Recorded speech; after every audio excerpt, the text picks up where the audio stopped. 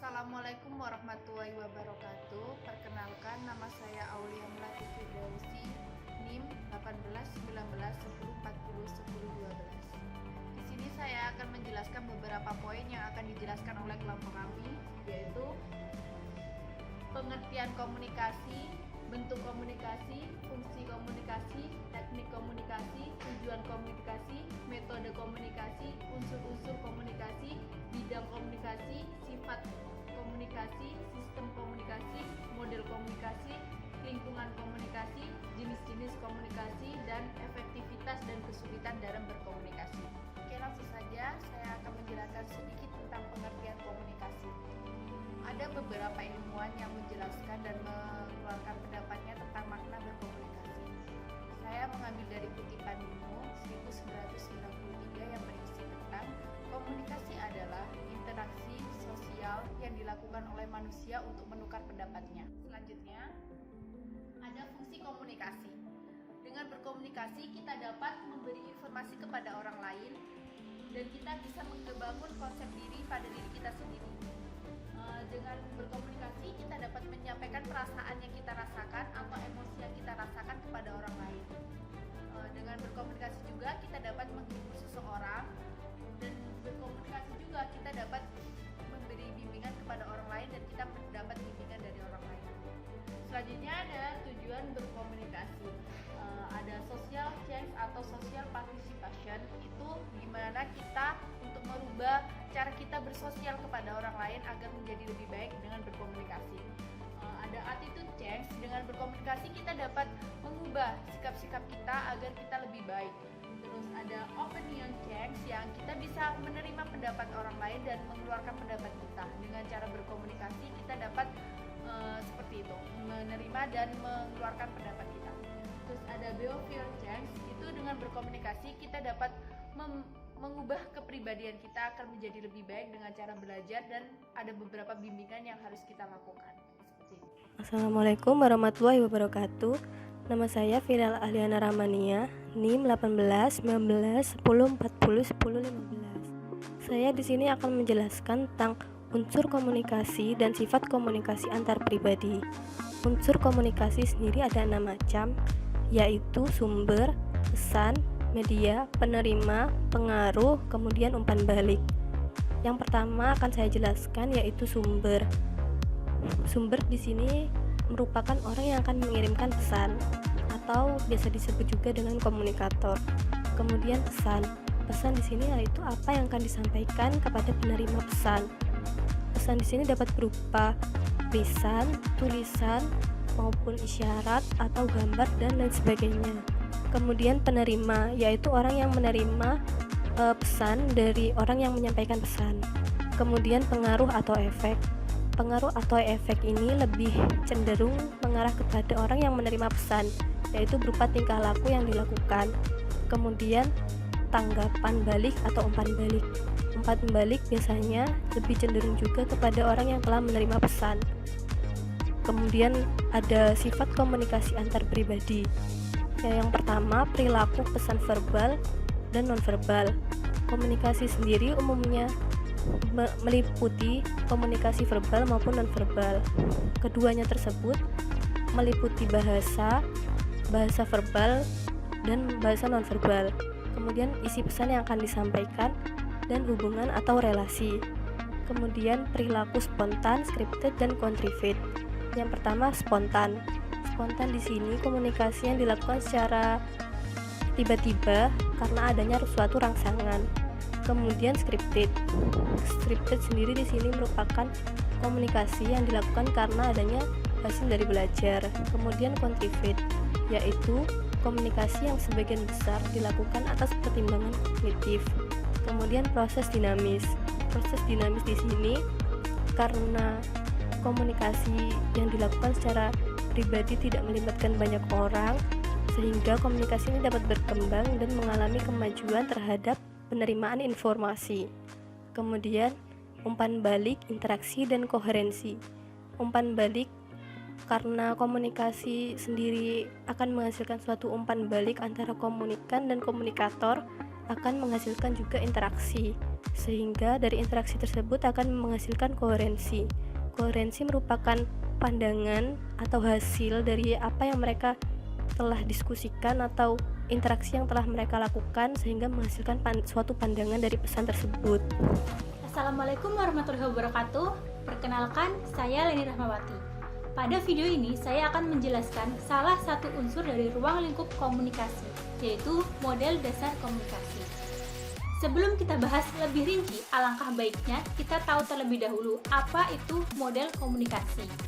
Menurut beberapa ahli, model komunikasi adalah suatu bentuk paradigma berpikir yang mencerminkan proses komunikasi yang sedang berlangsung, yang akan menunjukkan dan menggambarkan sebuah kerangka kerja yang bermanfaat untuk menganalisis fenomena komunikasi yang ada. Tujuan dari model komunikasi itu sendiri diantaranya mengorganisasi atau mengatur dan menghubungkan serta memperlihatkan kesamaan di antara data yang ada namun tidak terlihat sebelumnya. Model komunikasi ini sendiri dibagi menjadi dua. Yang pertama adalah model dasar komunikasi satu arah dan yang kedua model dasar komunikasi dua arah. Baiklah, marilah kita bahas model yang pertama, yaitu model dasar komunikasi satu arah. Model ini merupakan model komunikasi yang menunjukkan proses komunikasi dengan arah yang menyerupai garis lurus atau linear. Nah, model dasar komunikasi satu arah ini dibagi menjadi tiga. Yang pertama, model Lasswell. Model Lasswell ini dapat dipahami dengan menjawab siapa, berkata apa, melalui saluran apa, kepada siapa, dan apa efek dari komunikasi itu sendiri. Yang kedua adalah model Bradlock. Model ini hampir sama dengan model Lasswell.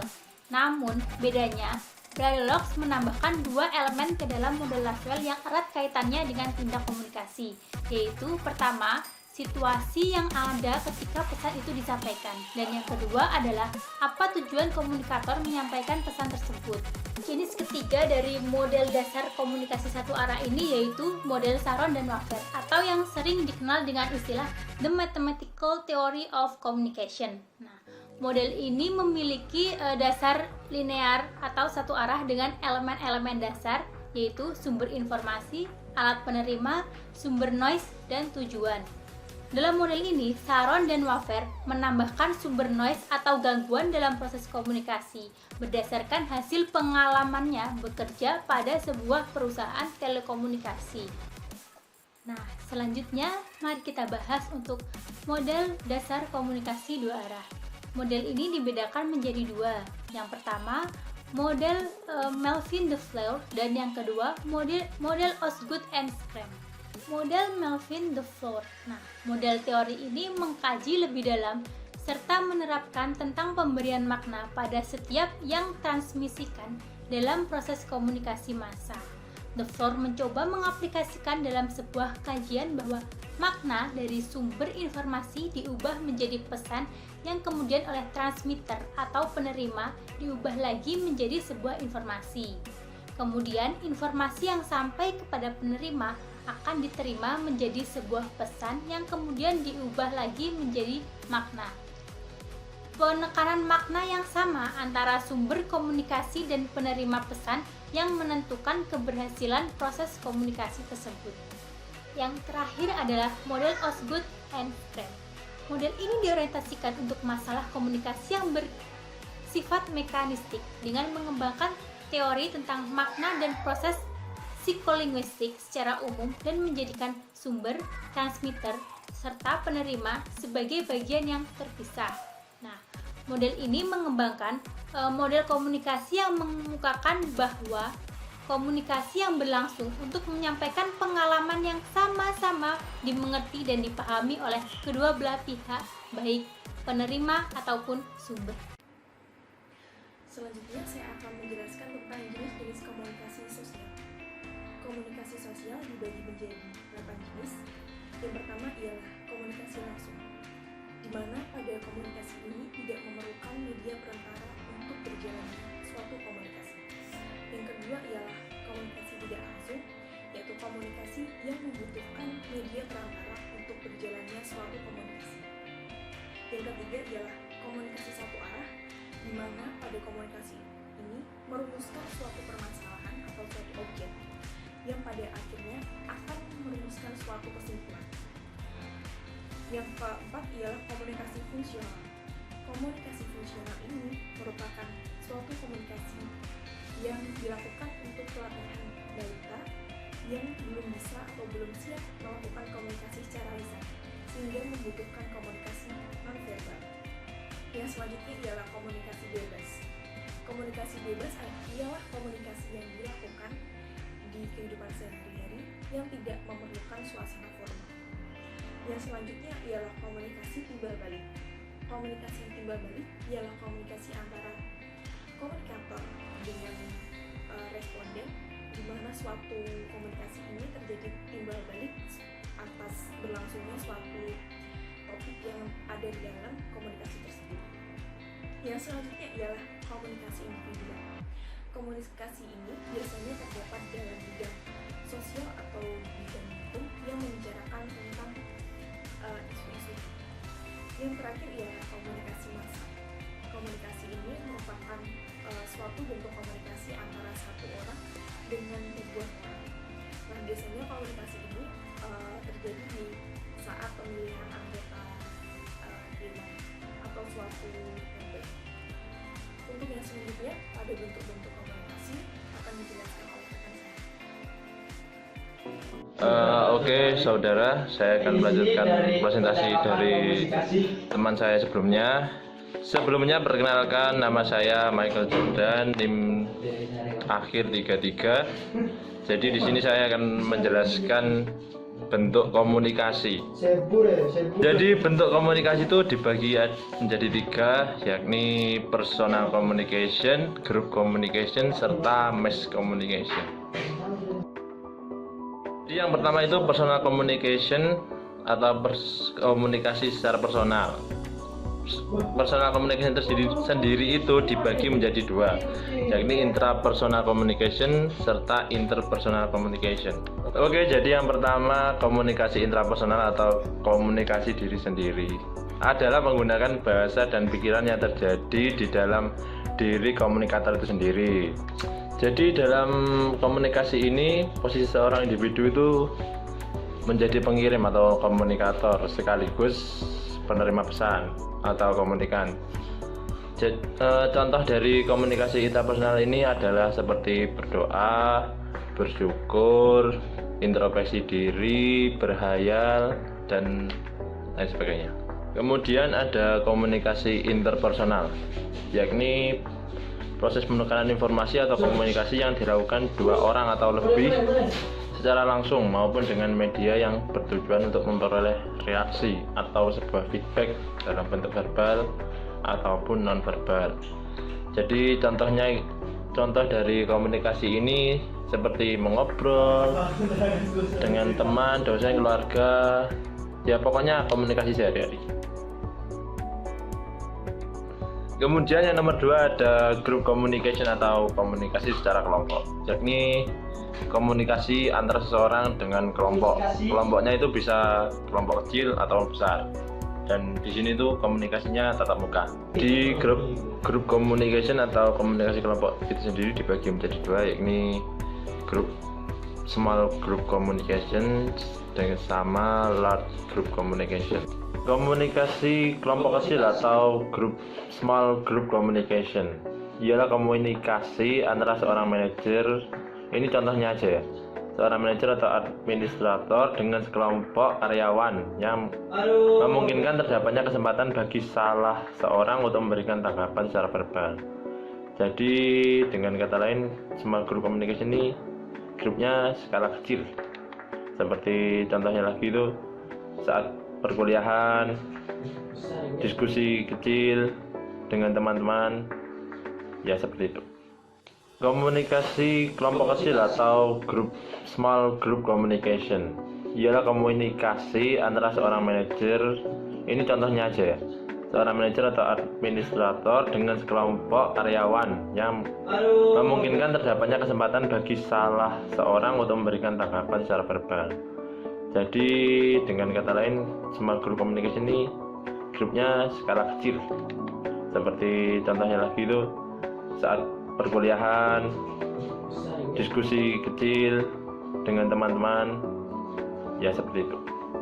Kemudian ada large group communication atau komunikasi kelompok besar. Komunikasi kelompok besar adalah kelompok komunikan yang karena jumlahnya yang banyak dalam suatu situasi komunikasi hampir tidak terdapat kesempatan untuk memberikan tanggapan secara verbal. Dengan hanya perkataan dalam komunikasi dengan kelompok besar, kecil sekali kemungkinannya bagi komunikator untuk berdialog dengan komunikan. Dan yang ketiga yaitu mass communication. Apa itu mass communication? Adalah komunikasi dengan menggunakan media massa. Jadi komunikasinya itu dibantu dengan suatu media seperti pers, radio, film, dan televisi. Selanjutnya ada teknik komunikasi. Teknik komunikasi sendiri dibagi menjadi 5, yakni journalism, public relation, advertising, propaganda, serta publicity. Yang pertama yakni journalism. Apa itu journalism? Yakni teknik penyampaian pesan, informasi, atau gagasan dengan cara yang biasa wartawan lakukan saat menyampaikan berita kepada pembaca, pendengar, atau pemirsanya. Dengan begitu, komunikasi menjadi efektif, efisien, dan menarik sebagai pemberitaan media yang menarik untuk pembaca. Kemudian yang nomor 2 ada public relation. Apa itu public relation? Teknik komunikasi kepada banyak orang. Dan yang ketiga ada advertising. Advertising adalah teknik komunikasi periklanan, adalah penyampaian pesan penawaran mengenai suatu produk, jasa, atau ide kepada khalayak atau konsumen melalui media massa dan media lainnya yang dibayar untuk mempengaruhi khalayak sehingga menggunakan produk atau jasa yang ditawarkan. Dengan kata lain, ini seperti endorse, seperti iklan-iklan, seperti itu. Yang keempat ada propaganda. Propaganda adalah suatu bentuk teknik komunikasi berupa seni permainan kata yang digunakan oleh suatu kelompok terorganisasi dengan tujuan menciptakan partisipasi aktif atau pasif untuk menyampaikan kebenaran menurut versi sang propagandis dengan menggunakan cara-cara persuasif untuk mengubah atau mempengaruhi pendapat, sikap, dan perilaku masyarakat atau massa yang menjadi targetnya. Yang terakhir ada publicity. Publicity adalah teknik komunikasi kepada publik untuk menyampaikan informasi yang berkenaan dengan kepentingan publik. Oke, berikutnya ada metode komunikasi. Metode komunikasi sendiri dibagi menjadi 3, yakni informatif, persuasif, serta instructive communication. Pertama-tama akan saya bahas yang pertama, yakni informative communication. Ya, ini adalah suatu pesan yang disampaikan kepada seorang atau sejumlah orang tentang hal-hal baru yang diketahuinya. Teknik ini berdampak kognitif. Pasalnya, komunikan hanya mengetahui saja. Seperti halnya dalam penyampaian berita dalam media cetak maupun elektronik. Pada teknik informatif ini berlaku komunikasi satu arah. Komunikatornya melembaga, pesannya bersifat umum, medianya menimbulkan keserempakan, serta komunikannya heterogen. Dan yang kedua ada persuasive communication, yakni komunikasi persuasif bertujuan untuk mengubah sikap, pendapat, atau perilaku komunikan yang lebih menekan sisi psikologis komunikan. Penekanan ini dimaksudkan untuk mengubah sikap, pendapat, atau perilaku, tetapi persuasi dilakukan dengan halus, luwes, yang mengandung sifat-sifat manusiawi, sehingga mengakibatkan kesadaran dan kerelaan yang disertai perasaan senang. Kemudian ada komunikasi koersif atau instruktif, yakni teknik komunikasi berupa perintah, ancaman, atau sanksi, dan lain-lain yang bersifat paksaan, sehingga orang-orang yang dijadikan sasaran melakukannya secara terpaksa. Biasanya teknik komunikasi seperti ini bersifat fear arousing, yang bersifat menakut-nakuti atau menggambarkan risiko yang buruk. Lalu ada beberapa bidang komunikasi, yakni social communication, management atau organizational communication, business communication, political communication, cultural communication, traditional communication, international communication, development communication, serta environmental communication. Selanjutnya yaitu mengenai sistem komunikasi. Apa sih itu sistem komunikasi? Sistem komunikasi dapat diartikan sebagai seperangkat hal-hal tentang proses penyampaian pesan yang berhubungan satu sama lain dan membentuk suatu keseluruhan. Layaknya suatu sistem komunikasi terdiri dari 4 hal, yaitu yang pertama, objek-objek dari sistem komunikasi yang berupa unsur komunikasi atau komunikator, pesan, media, komunikan, efek. Kemudian yang kedua adalah atribut sistem komunikasi yang berupa kualitas atau properti sistem itu dan unsur-unsur komunikasinya.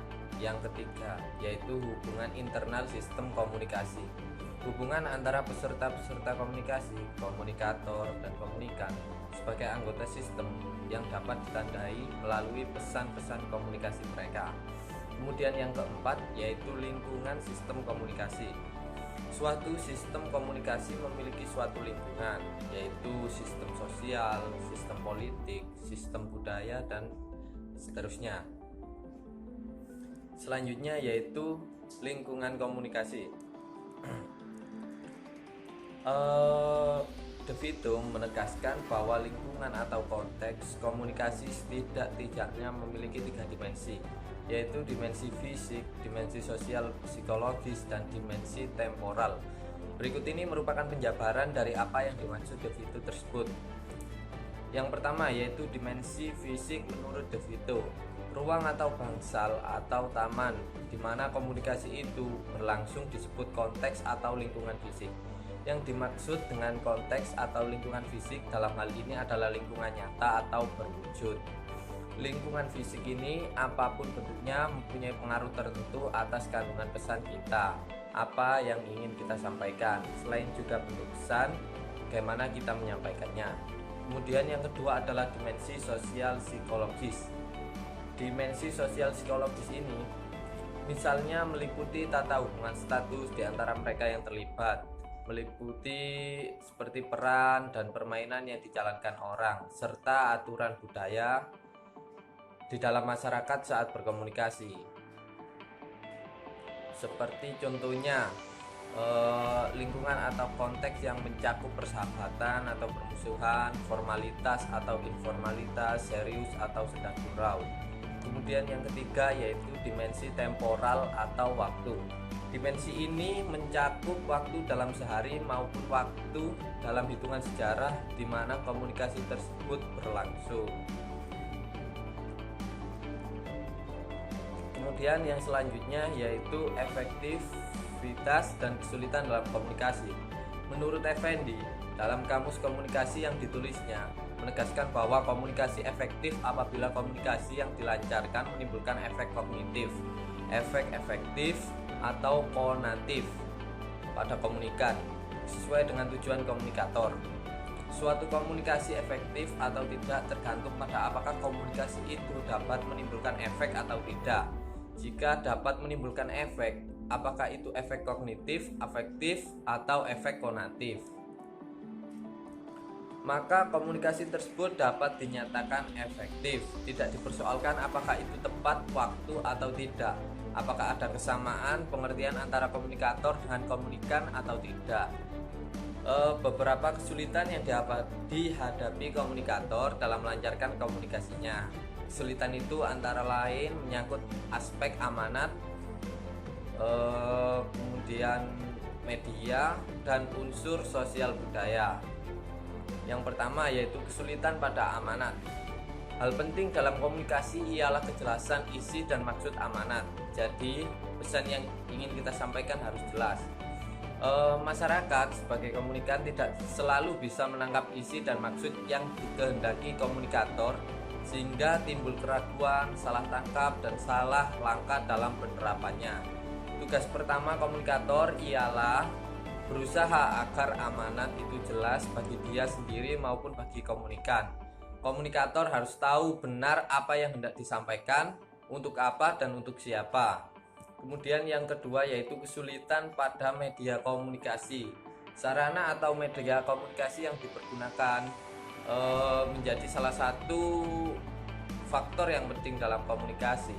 Apabila pada media tersebut terjadi kurang jelas, contohnya seperti jika kita telepon suara tidak jelas akan mengganggu suara yang nantinya dapat salah tangkap